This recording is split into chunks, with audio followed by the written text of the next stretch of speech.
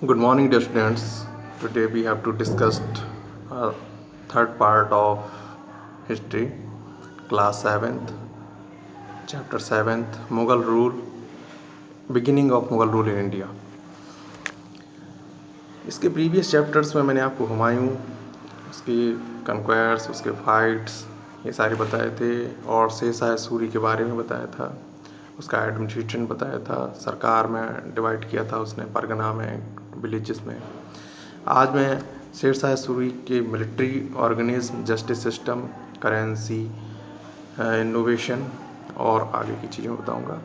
सबसे पहले डिस्कस करते हैं मिलिट्री ऑर्गेनाइजेशन। मिलिट्री जो सिस्टम उसने किया था, Sher Shah personally supervised and organised and recruitment and training of soldiers.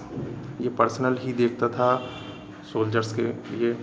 अच्छा, इसने अलाउद्दीन खिलजी को फॉलो करते हुए, अलाउद्दीन खिलजी जो प्रीवियस सुल्तान रहे हैं उनको फॉलो करते हुए आर्मी में चेहरा और दाग सिस्टम को फॉलो किया था। घोड़ों के लिए दागना और सोल्जर्स के लिए चेहरा फेस का लिए, है ना। तो ये उसने लागू किया था। इसके अलावा सोल्जर्स की लॉयल्टी प्राप्त करने के लिए, उनका विश्वास प्राप्त करने के लिए, उनको वफादार रहने के लिए वो टाइम टू टाइम उनकी सैलरी देता था, उनके इंक्रीमेंट्स करता था और वो जो भी और अकॉर्डिंगली देयर स्किल्स, जैसी जिसकी स्किल होती थी वैसा उसको प्रमोशन करता था, सैलरी देता था। तो ये एक बहुत अच्छी बात थी। नेक्स्ट पॉइंट है आपका रेवेन्यू सिस्टम। रेवेन्यू सिस्टम कैसा था? शेरशाह ने जितने भी जो एरिया था उसको जागीर में बांट दिया था और जो जागीर पड़ी रहती थी उसमें पट्टा सिस्टम किया उसने। आज भी है वो पट्टा सिस्टम, कहते हैं ना खेत का पट्टा। तो पट्टा सिस्टम यानी पार्टिकुलर एरिया का वो एक कागज़ दे देता था कि एरिया आपका है। बाद में फिर उसको ये रेवेन्यू में दर्ज किया जाता था, रिकॉर्ड में। अच्छा, पूरे एरिया को, जो पूरी ज़मीन है वो 3 भागों में बांट दी थी उसने, फर्टाइल, नॉन फर्टाइल और ये लेफ्ट लेट, है ना। तो जैसी जैसी ज़मीन होती थी वैसे ही उसका टैक्स होता था, ठीक है ना। तो अच्छा, 1/3 या 1/4 वो इनकम का टैक्स लेता था। जितनी एग्रीकल्चर, जितनी खेती होती थी उसका 1/4 टैक्स लिया जाता था, ठीक है ना। अगर कोई फेमिनाइन है, बीमारी पड़ गई है, सूखा पड़ गया है या बाढ़ आ गई है, कोई कंडीशन ऐसी हो गई है कि खेती नहीं हुई है, फसल नहीं हुई है, तो वो उस पर टैक्स नहीं लेता था उस साल। ये उनका बहुत अच्छा ये डिपेंड था, ठीक है, डैमेज ऑफ क्रॉप्स का। फिर जस्टिस सिस्टम। जस्टिस सिस्टम बहुत बढ़िया था उनका। वो न्यायप्रिय राजा था, रिस्टेबल किया जस्टिस को। और सेवर पनिशमेंट का उल्लेख मिलता है, कई तरह से पनिशमेंट दिया जाता था। जो क्रिमिनल केस थे वो काजी देखता था और जो सिविल केसेस थे वो अमीन और मुंसिफ देखता था ज़मीन जायदाद के। हर तरह से पनिशमेंट दिया जाता था। विलेज के हेडमैन को इसका जिम्मा सौंपा जाता था जांच करने का। ये था करेंसी। करेंसी इनोवेशन क्या था? मेटल्स की, 3 तरह की मेटल्स की उसने करेंसी निकाली थी और उसको फादर ऑफ करेंसी भी कहा जाता है, फादर ऑफ इंडियन रुपी कहा जाता है। आज जो रुपी देखते हैं, रुपया, ये वर्ड उसी ने खोजा था, शेरशाह ने, रुपया, ठीक है ना। सबसे पहले जो सिल्वर कॉइन चलाया था उसको इंडियन रुपया कहा गया शेरशाह सूरी ने। बाद में फिर गोल्ड के कॉइन भी चलाए जिनको मोहर कहा गया, कॉपर के कॉइन चलाए जिसको दाम कहा गया। इस तरह से ये आपका रुपी फादर ऑफ इंडियन रुपी कहा गया। अच्छा, ट्रेड और ट्रांसपोर्ट क्या था?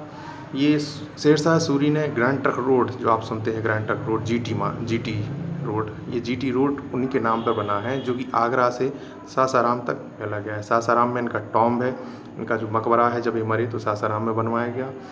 ये सड़क ए आजम कहा गया है इसको। ये 1542 में बन के तैयार हुई थी, ठीक है ना। बहुत सारे, अच्छा, डाक चौकीज़ ही बनवाएं। डाक चौकी यानी डाक बंगला, डाक चौकी, जहाँ पर जो लोग जाएं तो रुकें, ठीक है ना, रेस्ट करें और फिर आगे का सफ़र करें। रास्ते रास्ते उसने पूरे ट्रीज लगवाए थे, जगह जगह कुएँ खुदवाए, कैनल्स बनवाए, सराएँ बनवाई थी बहुत ज़्यादा, जहाँ पर लोग रुकते थे, धर्मशालाएँ, है ना, उनके रहने करने का वो जगह होती थी। क्योंकि उस समय जंगल था तो सड़कों पर बहुत अच्छा ध्यान दिया, ठीक है ना।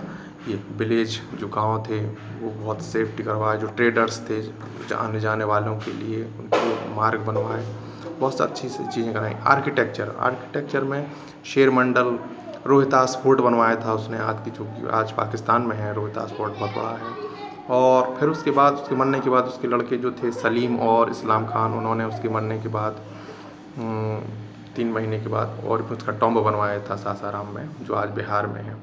इस तरह से ये शेरशाह का आप चैप्टर, शेरशाह के बारे में पूरा बता दिया मैंने। हुमायूं के बारे में हम पढ़ रहे थे, हुमायूं का आखिर क्या हुआ।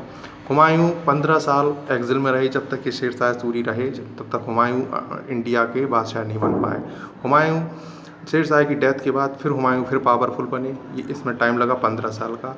उसमें जो उनकी बेगम थी हमीदा बानो, उन्होंने एक लड़के को जन्म दिया जिसका नाम था अकबर, ठीक है ना। अकबर के जन्म के बाद फिर 1545 AD में उन्होंने कालिंजर पे हमला किया, जिसको प्राप्त किया, और उनके भाई, जो उसका भाई था कामरान, जिसने आगरा पे पर्शिया पे हेल्प से कब्जा कर रखा था, उसको हराया।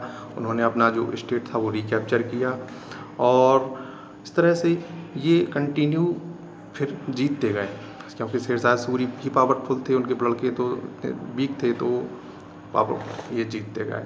और अंत में फिर कम उम्र में ही उनकी डेथ हो गई, और उसके बाद उनका जो अकबर था वो लड़का वो किंग बना। हुमायूं का जो बायोग्राफी है, उनकी बहन गुलबदन बेगम, उन्होंने हुमायूं नामा नाम से ये पूरी बायोग्राफी लिखी है उनकी पर्सनली, तो याद रखना। हुमायूं बहुत अच्छा एस्ट्रोलॉजर्स भी था, और मैथमेटिशियन भी था, फिलोसफर भी था, उसमें काफ़ी अच्छे गुण थे, और वो बुक्स रीडिंग करता था। ऐसा माना जाता है कि सीढ़ियों से गिरकर उसकी डेथ हुई। एक बहुत अच्छा मिलिट्री मैन भी था, और मिलिट्री को ऑर्गेनाइज करने का बहुत अच्छा उसमें स्किल भी था। इस तरह से ये हुमायूं का चैप्टर आपका फिनिश होता है। ये पूरा एक ही चैप्टर आपका यूनिट में आएगा, इसकी एक्सरसाइज में आपको सेंड करूँगा, यही आपका होमवर्क है। ओके।